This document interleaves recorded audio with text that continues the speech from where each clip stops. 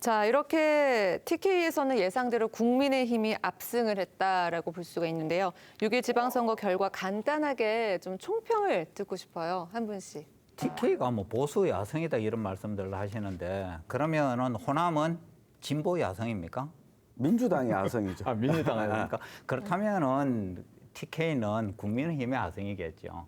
그러니까 이런 말들이 이제 우리 지역을 굉장히 왜곡시키는 것 같아요. 그러면은 보수라든지 진보를 대변하는 이런 정책을 지역에서 만들어내야 되는데 전혀 그런 거하고 관계없이 중앙 정치에 철저하게 예속되어 있는 걸 보고 뭐 아성이다, 뭐 보수의 원조다 이런 논평을 하는 건 옳지 않고 또 하나는 이제 우리 TK라든지 영호남 지역에서 당세를 보지 않고 정말로 인물을 보고 선출을 할 때야만이 지방자치가 제대로 뿌리를 내릴 수 있는 거 아닌가 그런 걸 크게 느낀 선거였습니다. 결국은 우리 지역 지방선거는 당선이 어느 정도 드러난 가운데 그게 어떤 차이를 벌일 것이냐.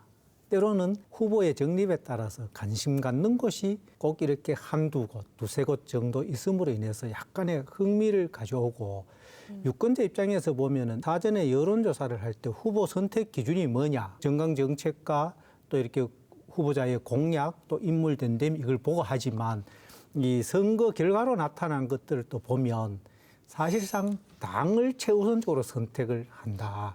이런 의미를 갖고 있는 선거였죠. 네. 저는 한편으로 보면 이게 당보다는 결국 시험 공부를 열심히 한 사람들이 성적표를 잘 받을 수밖에 없었다.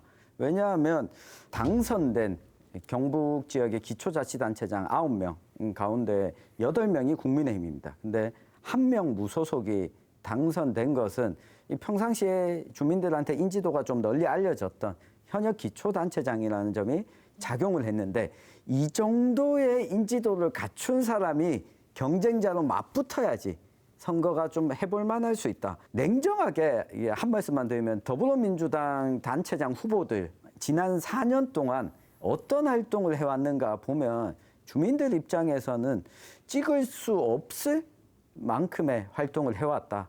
좀 평가를 해보겠습니다. 지금 그 부분에 대해서 일단 반론을 좀 해야 되는 게 더불어민주당 기초자치단체장을 어느 누구로도 현직 단체장으로 뽑아준 예가 없어요. 그러니까 인지도를 그만큼 올릴 기회가 일천했다 분명한 게. 그다음에 국민의힘 같은 경우에는 지역에서 특별하게 활동하시지 않은 분도 당선된 분이 많아요. 불과 2년 전에 재선거를 통해서 열심히 뛴 사람이 그전에보다도 2년 전보다 오히려 10%를 깎는 그런 선거 결과를 보이고 있거든요. 그러니까 노력을 안 한다는 이런 이야기도 나오는데 물론 뭐 그 말에 대해서 다 맞는 건 아니지만은 노력 외에 공천이 주는 효과가 훨씬 더 큰 게 우리 지역의 정치 현실인 것만은 어느 누구도 부인할 수 없다. 저는 그래 봅니다.